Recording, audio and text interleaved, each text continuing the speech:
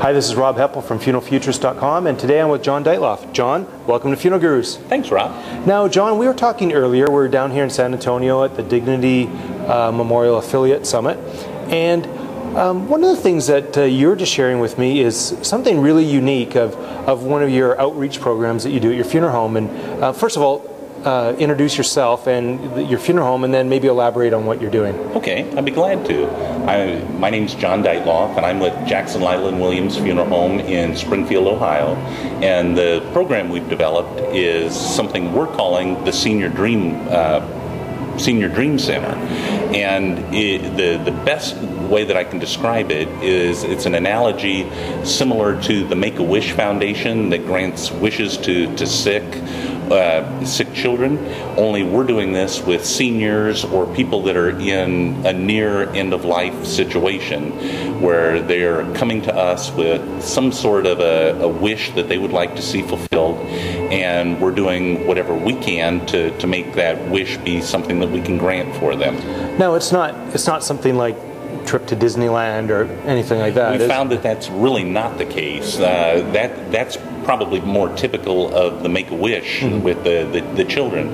What we found is people in the situations we've described, generally their wish is more of something that either reminds them of an earlier time in their life or something that is really within our means to be able to grant. It's usually something that we've done. For instance, we've had a couple of wishes we've granted recently. There was a family with a lady who was very ill, and she had raised horses all of her life. He cared for horses, rode horses, had done all of this, and her family wanted to connect with her. She was in and out of a coma, really at the end of her days, and we facilitated bringing a horse to the nursing home that she was in, and the nursing home was very good about this. They were very gracious.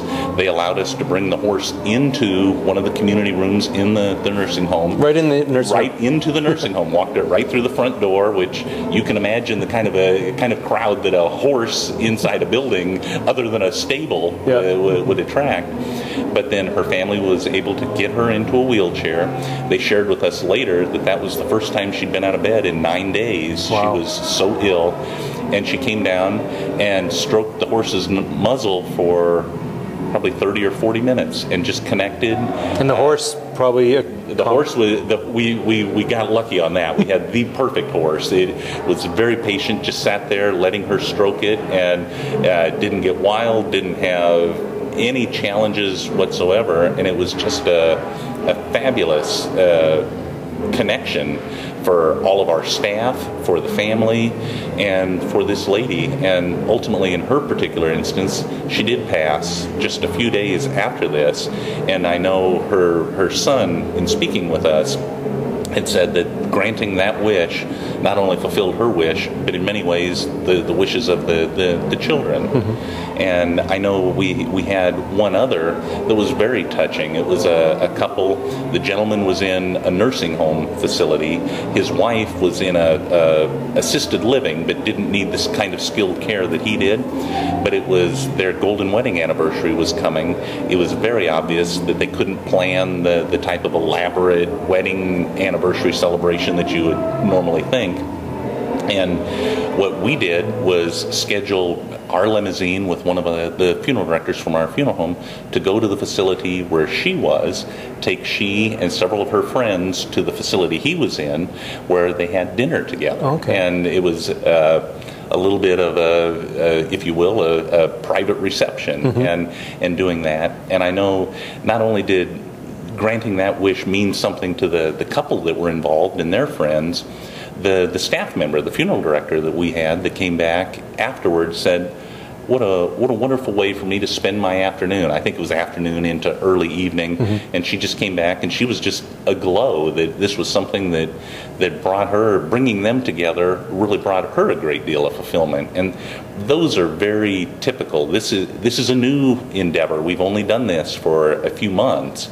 but it's something that we're finding the wishes that we're granting are usually something where it might take a couple of phone calls and maybe a little bit of logistical planning on our part, but they're usually very, very grantable.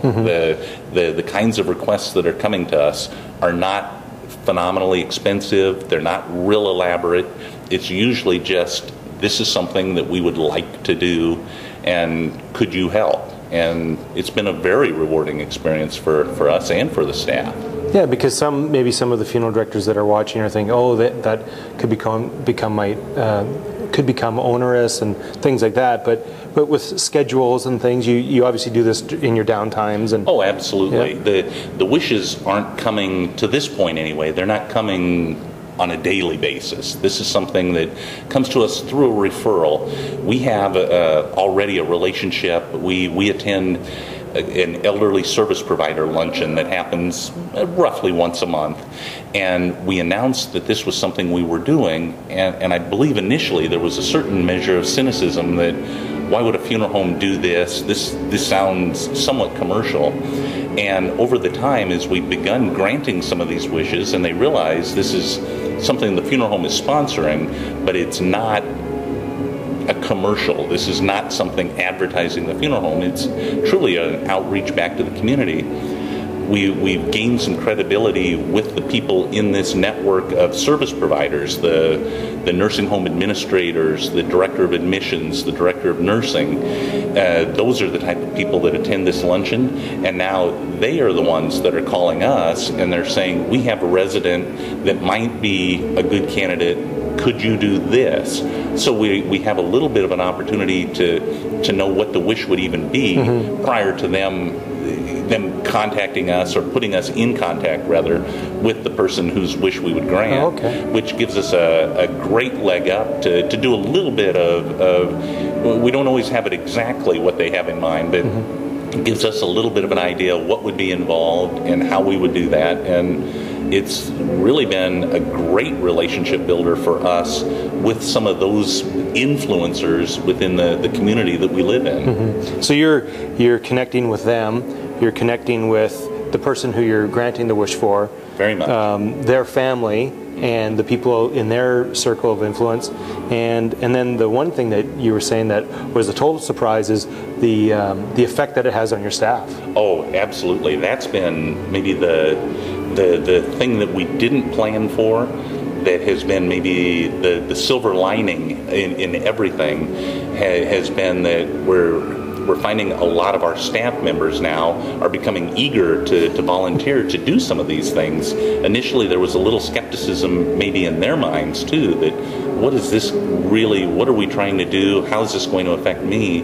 And now they're the ones that are coming back and saying, that was just a great afternoon, or I really benefited from that experience. Please keep me in mind when the next one of these come up. So it's really been somewhat of a staff motivator, if you will. It certainly helps the morale for sure, to come back and say, I invested an hour of my time, but I made a great impact in the life of another person, and they're very rewarded by that. That's awesome.